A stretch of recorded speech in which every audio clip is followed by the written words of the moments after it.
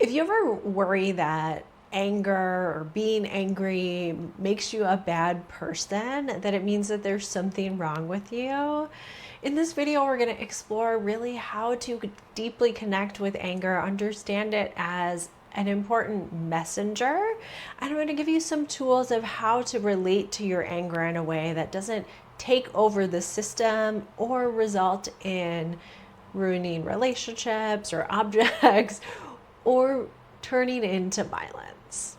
So this is part of my series on boundaries. It's a 5-part series. This is the second video. The first video we talked a little bit about the importance of being able to connect to the signals in the body when thinking about setting boundaries, especially as a highly sensitive person.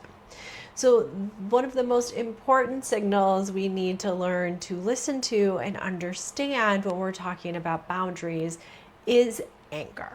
I want to start just by talking about why it's hard to connect to anger and the reality of why it makes sense that you might have trouble connecting to your anger or even be afraid of connecting to anger.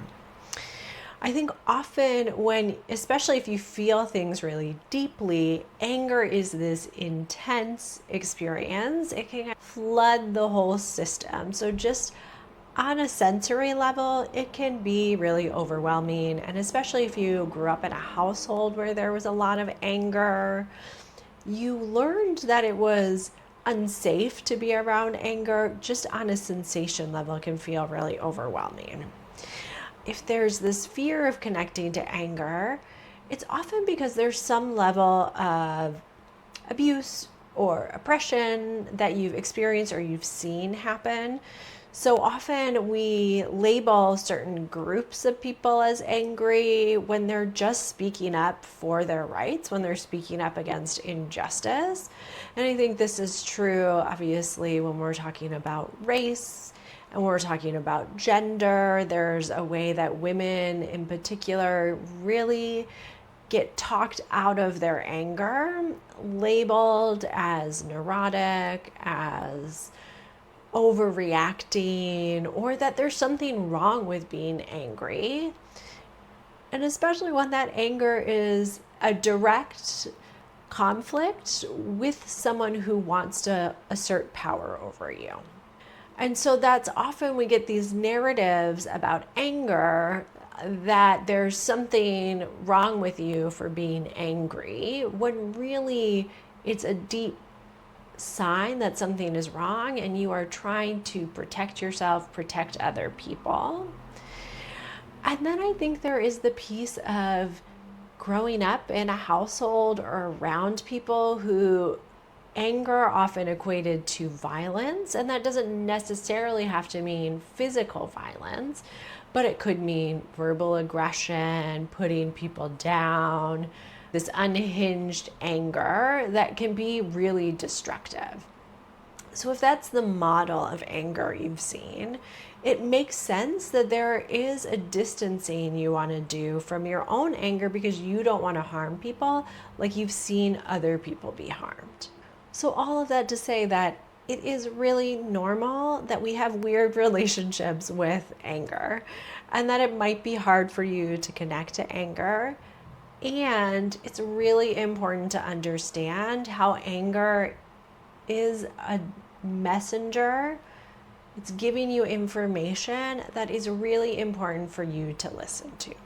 So this doesn't mean that you listen to all the stories that happen when you're angry. Sometimes anger can create these narratives that are not necessarily true. It is not about falling deep into the anger and letting the anger take over. It is about stepping back and being able to see that the anger's there and then get curious about what it is pointing you to. So often anger shows up, and it can show up as frustration, resentment, and anger, rage. There's a full spectrum of ways that we connect to anger. But oftentimes it is an indication that our boundaries have been stepped over. And in particular with resentment, there is this way, and this doesn't necessarily mean that someone else is constantly stepping over your boundaries. It could be that you ignore your own boundaries and are taking care of other people all the time at the expense of yourself, and resentment can build. Or it can be a really clear violation of your boundaries, and there is anger or rage that comes up. Or it could be a little more subtle, that you're just noticing like a small little bit of anger.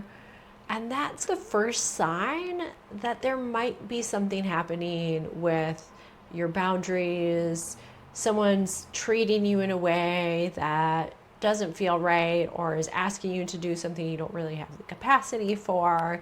And those are like a little more subtle. That's not as obvious when there's a clear boundary violation or this resentment that builds over time.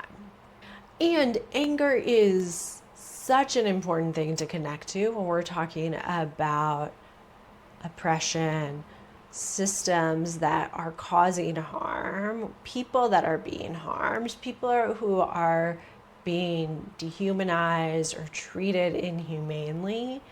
Anger can be an amazing motivating force to get you into action. It is not a sustainable fuel, but it is important to listen to because it means that you care deeply. It is a protective force. So anger can come up as a way of trying to protect you, protecting people you care about, or just protecting people who are being harmed. Anger is such an important messenger about how deeply you care about yourself, about other people. And so the work isn't to just go blindly into the anger. It is about really learning to be in conversation with your anger internally to better understand where your limits are, where your edges are, so then you can communicate those to other people without it building into resentment over years, and then you explode, or it just coming out, it lashing out, saying that thing you regret later. That's actually what happens when you don't slow down and tune into your anger. That is what happens when you let anger take over by pretending it's not there, by trying to push it down, by ignoring it. And so the important piece of this process is actually being able to acknowledge it, to sit with it, to know what to do with it that is productive, instead of it either burning you up inside or it being flame thrown at someone else and burning up a relationship.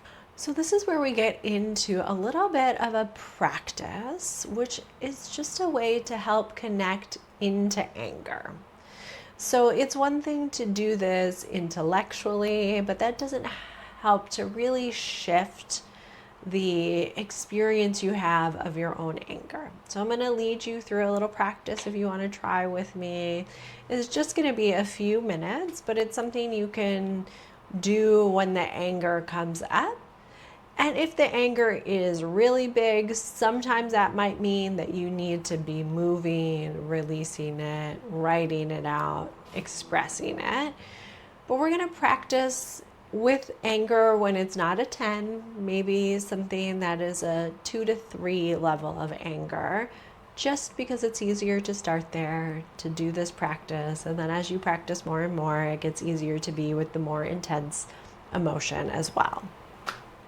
So if you want to try it, you can either close your eyes or just find a soft gaze. And we're going to just take a minute to ground. So that can be taking a minute to feel your body in contact with whatever you're seated on. And then taking a few deep breaths into the belly. And see if with each breath you can become a little more present to what's happening in the body as you inhale. And each exhale, releasing any tension or stress.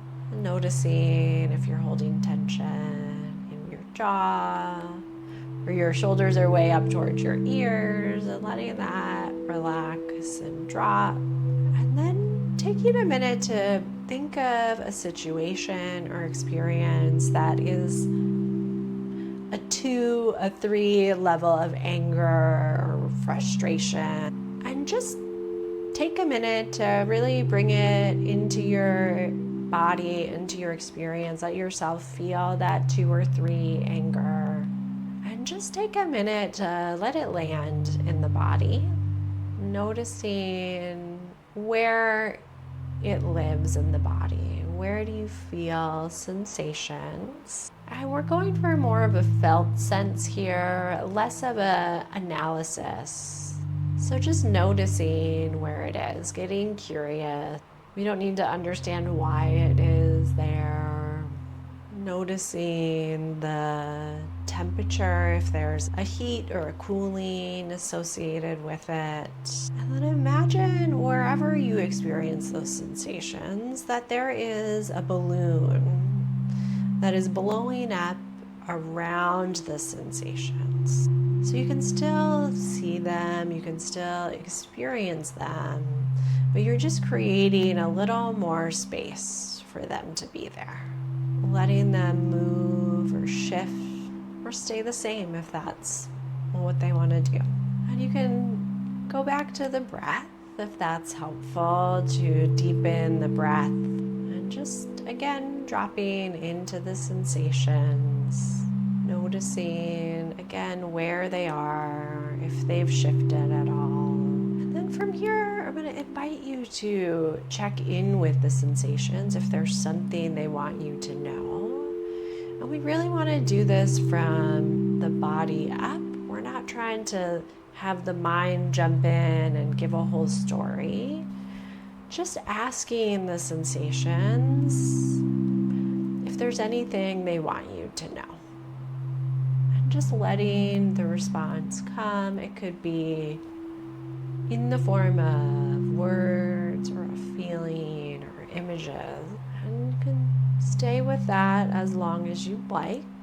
But if you're ready, we're going to start again to deepen the breath. And this time on the exhales, you want to just imagine there's a wave coming through the body, sweeping that anger away, the residue in the body. It's like the wave comes and then washes that emotion through your body, out through the lower body into the ground. Really using the exhales to help support that natural release. And then as you're ready, you can just take a moment noticing what's present in your experience now. And as you're ready, you can open your eyes. So our goal here is not to get rid of the anger. So there may still be a residue of that anger left. But it's just a practice of being in communication with the anger from the body and not from the mind. So this is something you can just practice, especially when there's the small little bits of anger, how to be with it, how to listen to what it might be trying to tell you. And then in the next video, I'm going to go a little deeper into actually being able to, once we've tapped into the body, learn to listen to these messengers, listen to what anger might be trying to tell you. The next video is going to be going into how to really communicate them to other people, setting boundaries with yourself, before we get into the harder parts, the last 2 videos, which are around how to actually deal with the discomfort and maintain them. So thank you for coming to my channel, the place where you can slow down and tune in.